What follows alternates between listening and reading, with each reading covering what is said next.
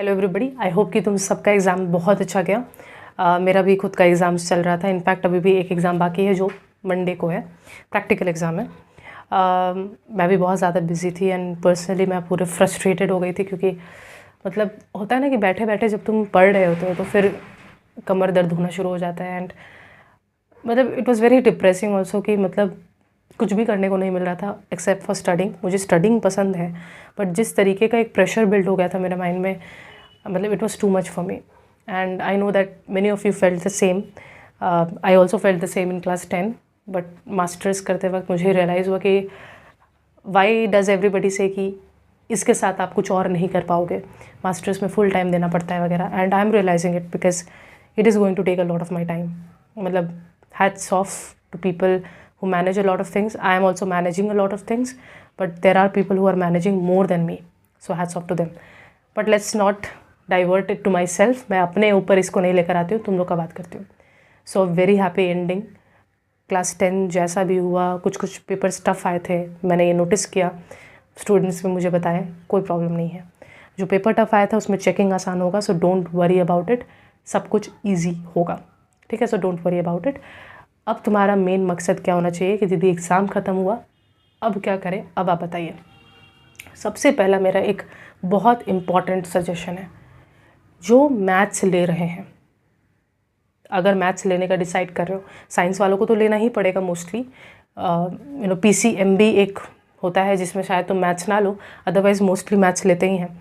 Commerce वाले का बात कर रही हूँ, और आर्ट्स वाले, तो आर्ट्स में तो बहुत, ह्यूमैनिटीज़ में तो बहुत कम ही लोग मैथ्स की ओर जाते हैं। कॉमर्स वालों से बात करूँ तो मैथ्स ले या ना ले दीदी एक बहुत बड़ा क्वेश्चन मार्क है। तो जस्ट एक सिंपल सजेशन है मेरा, तुमको मैथ्स पसंद है क्या, अपने आप से पूछो, और पहले रिदम में जो आवाज़ आए ना वही आवाज़ को फॉलो करो।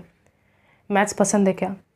क्या ये सब्जेक्ट इतना पसंद है कि तुम इसके साथ आने वाले अपने फ्यूचर को शेयर कर पाओगे? क्योंकि 11 और 12 में भले ही तुमको बहुत सारे स्कूल से ऑप्शन में डालते हैं, हर ही स्कूल इसको ऑप्शन में डालता है कि मैथ्स ऑप्शन में रहेगा। ऑप्शन वर्ड को ऑप्शन की तरह मत देखना प्लीज़, प्लीज़ इस बात को समझना। मैं एक बहुत इंपॉर्टेंट बात बोल रही हूँ। 10 में भी बहुत सारे लोगों का कंप्यूटर या बुक कीपिंग ऐसा कुछ ऑप्शंस था, और वो लोग ऑप्शन को ऑप्शन की तरह ही लिए कि दीदी इससे तो क्या ही फ़र्क पड़ेगा, क्या ही मार्क्स आएगा, तो फेल भी हो जाएगा तो भी तो नहीं फ़र्क पड़ेगा। प्लीज़ अंडरस्टैंड, मैथ्स में फ़र्क पड़ेगा। मतलब 11-12 में जो चीज़ तुम ऑप्शन में ले रहे हो वो मायने रखता है। तो प्लीज़ अगर तुम मैथ्स लेने का डिसाइड कर रहे हो, ये बात दिमाग में रखो कि अकाउंट्स अगर तुम कर रहे हो, अकाउंटेंसी, तो उसके साथ साथ तुमको मैथ्स लेकर चलना पड़ेगा। You would not have any other option. मैंने भी मैथ्स लिया था, मैं भी बहुत कमज़ोर स्टूडेंट रही थी मैथ्स में, but over the time thanks to maths, जो कि मैं मैथ्स को ली, मैथमेटिक्स ली, उसके बाद मैं इकोनॉमिक्स में आगे लेकर आ पाई। वरना इकोनॉमिक्स का सब्जेक्ट ही मैं एक्सप्लोर नहीं कर पाती कभी भी, और उसी लूप में फंसी रह जाती शायद। तो थैंक्स टू मैथ्स, और मैथ्स ने मेरे ब्रेन को भी काफ़ी एक्सपैंड करने में मदद किया है, चीज़ों को जल्दी ग्रास्प करने में मदद होता है। जो चीज़ बहुत समय लगता है समझने में, वो जल्दी समझ में आता है बिकॉज ऑफ मैथ्स। तो ये subject is not everyone's cup of T, सबको ये सब्जेक्ट को मास्टर नहीं कर सकते, बट कोशिश करने वाले कर ही सकते हैं। अगर मैं कर सकती हूँ तो मुझे ऐसा लगता है कि सभी कर सकते हैं, क्योंकि मेरा मैथ्स से नाइटमेयर रहा है। मेरी मम्मी भी मुझे अभी भी बोलती है कि बेटा क्लास 10 के समय कितना तुम रोती थी मैथ्स को लेकर, अभी देखो अभी तुम मैथ्स पढ़ा रही हो kind of. And that is quite inspirational कि सही बात है। मेरी एक स्टूडेंट है, वो मुझसे ऑफलाइन पढ़ती है, मतलब मैं वैसे तो ऑफलाइन नहीं करवाती हूँ क्लास 10 को, बट वो एक स्टूडेंट है जो मुझसे करती है। एंड उसने मुझे इतना ज़्यादा इंस्पिरेशनल चीज़ बोला, मैंने उसको बोला तुम बहुत अच्छा करके आओगी, ऑल द बेस्ट वगैरह उसको मैंने कहा। एंड उसने बोला कि दीदी अगर आप नहीं होते तो शायद मेरा मैथ्स का क्या होता, बिकॉज मेरे को एक टाइम था जब मेरे को फाइनल में मेरे को 14 मिलता था, 15 मिलता था। अब मैं 80 में मैं क्लोज टू 55 जा पा रही हूँ, 60 जा पा रही हूँ। And it's not just my effort, it is her effort. जो वो इतनी ज़्यादा प्रैक्टिस करने के लिए इतनी उतारू थी कि दीदी ठीक है आप ये बताइए, मैं करूँगी, मैं करके लाऊंगी, अप टू डेट रहूँगी। तो that was very very good about her. Even though तो मैथ्स तभी लेना जब लिटरली तुमको पसंद हो। अगेन कल मुझे एक बच्चा मैसेज करता है कि दीदी मेरे स्कूल के टीचर या सर जो भी हैं, सर हैं मैम हैं, उन्होंने बोला है कि कॉमर्स में कोई स्कोप नहीं है, साइंस लो, कॉमर्स एक बर्बाद पास टाइम पास करने वाला सब्जेक्ट है। ट्रस्ट मी, मेरे भी टीचर्स ने वही बोला था। मेरा एक सिंपल क्वेश्चन है, वो टीचर्स खुद क्या कर रहे हैं, वो क्या कर रहे हैं? जनरली ऐसे टीचर्स जो ये बात कहते हैं ना, वो बहुत कंजर्वेटिव माइंडसेट होल्ड करते हैं। ये खुद कुछ पढ़ाते नहीं है, मतलब इनका खुद का कुछ पढ़ाने में इंटरेस्ट होता नहीं है, तो वो भी इसी तरीके से बात करते हैं, which is very very bad. आप एक पूरा स्ट्रीम को बर्बाद कह रहे हो। अगर वो स्ट्रीम इतना ही बर्बाद है तो I mean you are working under an institution, और वो इंस्टीट्यूशन उस कॉमर्शियल फील्ड की वजह से वर्क कर रहा है। साइंस और कॉमर्स को कंपेयर करने का आदत और माइंडसेट प्लीज़ निकालो। दोनों सब्जेक्ट इक्वली इंपॉर्टेंट है। ये बात में कोई शक नहीं है कि साइंस ज़्यादा डिफ़िकल्ट है 11-12 में ख़ास करके, कॉमर्स थोड़ा कम डिफ़िकल्ट है, कोई शक नहीं इस बात में। लेकिन डिफ़िकल्टी के आधार पे हम इसको कंपैरिजन करें तो बात अलग होता है, लेकिन इस हिसाब से इसको कंपेयर करना कि ये ज़्यादा क्या बोले एक बहुत सुप्रीम सब्जेक्ट है और ये बहुत इन्फीरियर सब्जेक्ट है, इस तरीके का कंपैरिजन नहीं होना चाहिए। Follow your heart, you like the subject, you like the subject. तुमको कॉमर्स में इंटरेस्ट है, गो फॉर इट। तुमको साइंस में इंटरेस्ट है, गो फॉर इट। तुमको ह्यूमैनिटीज़ में इंटरेस्ट रहा है, गो फॉर इट। कोई भी स्ट्रीम बर्बाद नहीं होता है, तुम्हारा खुद का डेडिकेशन उसको डिटरमाइन करता है कि तुम कितने डेडिकेटेड हो उसमें पढ़ने के लिए, ठीक है। जैसे मेरी जो बेस्टी रही, उसने जोग्राफ़ी में मास्टर्स कर रही है, उसने भी ह्यूमैनिटीज़ लिया था। तो उसने जब ह्यूमैनिटीज़ लिया, शी न्यू कि मुझे ये सब्जेक्ट बहुत पसंद है और वो आगे बढ़ी। And this is one more tip कि बहुत सारे स्कूल्स जोग्राफ़ी को ऑप्शन में डालते हैं या नहीं पता मुझे। अगर तुम ह्यूमैनिटीज़ ले रहे हो, मुझे लगता है जोग्राफ़ी तुमको लेना चाहिए। It is one of the best subject in humanities. Geography, history, it is one of the best subjects. So please, अगर तुमको मतलब हिस्ट्री अगर तुमको शायद बोरिंग भी लग रहा हो, लेकिन जोग्राफ़ी तो लो ही लो। मतलब तुम लोग ऑप्शन में ऐसे कुछ कुछ चीज़ें सिलेक्ट कर ले रहे हो जो कि सच बताओ तो आई एम सॉरी टू से, बट हमारे इंडिया में उसका इतना स्कोप नहीं है। लेकिन जोग्राफ़ी तुम्हारे ब्रेन को शेप करेगा। हिस्ट्री तो जानना ही चाहिए हर एक ह्यूमैनिटीज़ वाले बैकग्राउंड वाले स्टूडेंट को। तो जोग्राफ़ी, हिस्ट्री, पॉलिटिकल साइंस, ये सब इंपॉर्टेंट सब्जेक्ट्स के क्राइटेरिया हैं। बट तुम लोग उठा ले रहे हो साइकोलॉजी, जो कि सही अच्छा सब्जेक्ट है, लेकिन साइकोलॉजी, एजुकेशन, ये सारे, न्यूट्रिशन, ऐसे कर करके सब्जेक्ट्स उठा रहे हो। Don't do it. What are you doing? एक तो अच्छा सब्जेक्ट लो, जोग्राफ़ी, हिस्ट्री, पॉलिटिकल साइंस, इन सब में से तो कुछ उठाओ। Alright, so that's my suggestion. Last चीज़ ये बोलूँगी कि प्लीज़ बैठो मत।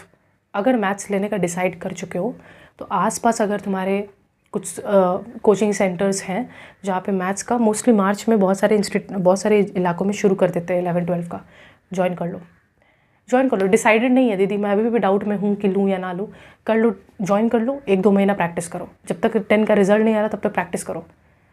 तुमको खुद को डिसाइड होने लग जाएगा कि लूँ या ना लूँ। मुझे याद है कि जब मैं क्लास 11 में, तब मेरा रिज़ल्ट नहीं आया था और मैं मार्च में शुरू की थी। एक सर थे मेरे, उनके पास मैंने शुरू किया था और 1 महीना मुझे बहुत डिफ़िकल्ट लगा था। और मेरे टीचर ने भी मुझे ब्रेन वॉश किया था कि मैथ्स को छोड़ दो, मैथ्स में क्या ही कर लोगी लेकर, वैसे भी तुम मैथ्स में इतनी ज़्यादा कुछ स्ट्रांग हो नहीं। और मैंने डिसाइड कर लिया, मैंने 90% डिसाइड कर ही लिया था कि मैं छोड़ूं। मैंने सर से बात किया, सर बोले कि क्यों छोड़ना है। मैंने बोला सर मुझे डर लगता है कि इसकी वजह से मेरा मार्क्स नीचे आ गया। तो सर बोले तुम तो मेहनत करती हो, तो तुमको मेहनत करने से डर लगने लगा है।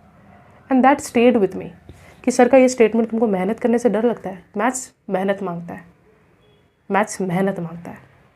जो मेहनत करने से नहीं डरता वो मैथ्स से नहीं डरेगा।